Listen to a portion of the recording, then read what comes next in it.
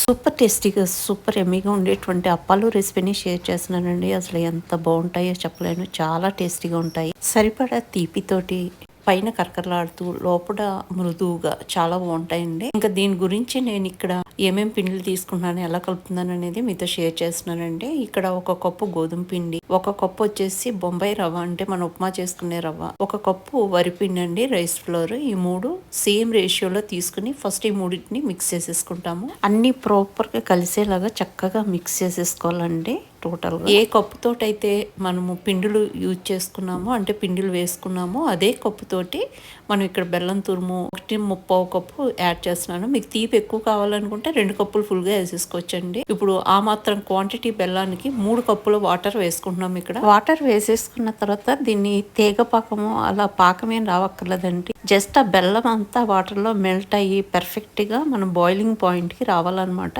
ఇంకా ఇది గ్యాస్ మీద పెట్టేసుకుందాం. చూసారా ఏ విధంగా బాయిలింగ్ పాయింటింగ్ వచ్చిన తర్వాత చిటికెడు ఉప్పు, 1/2 టీ స్పూన్ ఇలాచి పొడి వేసుకున్నాము. అదే విధంగా 2 టేబుల్ స్పూన్ నిండా నువ్వులు వేసుకున్నాము. ఇంక ఇప్పుడు మనం కలుపుకుని పెట్టుకున్నాం కదండి 3 రకాల పిండిలు, ఆ పిండిల్ని వేసేసుకుంటున్నాము. వేసేసుకున్న తర్వాత మొత్తం కలిసేలాగా చక్కగా మిక్స్ చేసేసుకొని లో ఫ్లేమ్ లో మూత పెట్టి ఒక 5 నిమిషాల పాటు ఉడికించుకుంటామండి. లోపల చక్కగా మగ్గిపోతుంది అనమాట అది. ఇంకా నేను ఇక్కడ మూత పెట్టేస్తున్నాను. 5 నిమిషాల తర్వాత నేను స్టవ్ ఆఫ్ చేస్తానండి. ఇప్పుడు దీన్ని కొంచెం చల్లారనిచ్చి, అంటే గోరువెచ్చగా ఉండగానే మనము ఈ పిండిని అంతటిని బౌల్లోకి తీసేసుకుంటాము. తీసేసుకుని ఆ గోరువెచ్చగా ఉండగానే మనము దీన్ని చక్కగా మర్దన చేసుకుంటూ మెత్తగా మృదువుగా మిక్స్ చేసుకుంటాం అనమాట.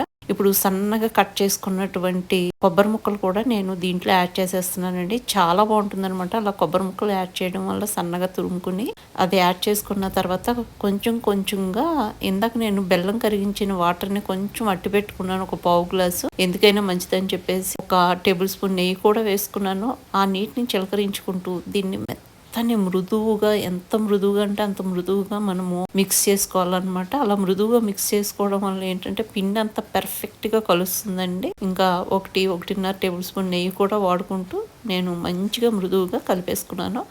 ఇప్పుడు పిండి రెడీగా ఉంది. దీన్ని మరీ మందంగా కాకుండా, మరీ పల్చగా కాకుండా, మ్యారీగోల్డ్ బిస్కెట్స్ ఉంటాయి చూడండి, ఆ సైజులో చక్కగా ఇలా ప్రెస్ చేసుకుంటూ మనము అప్పాలు రెడీ చేసేసుకుంటామండి. చాలా ఈజీ చేసేసుకోవడము. ఎంత రుచిగా ఉంటాయో ఈ టేస్ట్ ని మనం అసలు ఎక్స్పీరియన్స్ చేయవలసిందేనండి. చాలా బాగుంటాయి అనమాట. చూస్తున్నారు కదండి, ఈ విధంగా ఇంత మందంలో మనం చేసేసుకుంటాం అనమాట. ఒక లెమన్ సైజ్ అంత పిండి తీసుకుంటాం. తీసుకున్న తర్వాత చేతితో కొంచెం రబ్ చేసినట్టు చేసి జస్ట్ 2 చేతుల మధ్యలో ఈ విధంగా మనము జస్ట్ అట్లా ప్రెస్ చేసేసుకుంటే సరిపోతుందండి. ప్రెస్ చేస్తే ఆటోమేటిక్ గా షేప్ వచ్చేస్తుంది అనమాట.